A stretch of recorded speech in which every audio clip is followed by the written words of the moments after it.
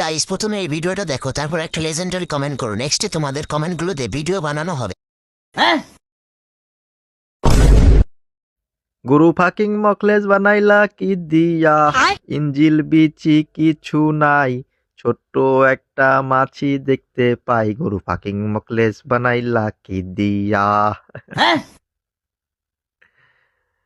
চুদির ভাইয়ের শুধু ইঞ্জিন টিঞ্জিন কিছু নেই, বুঝলি? যা আছে ছোট্ট একটা মাছি। এই এই এই ফাকিং মকলেস, এই চুদির ভাই, এই হারবাল খা চুদির ভাই, নাহলে বুঝতে পারবি পরে। হারবাল খা রে বাড়া। তেমন কিছু না গো।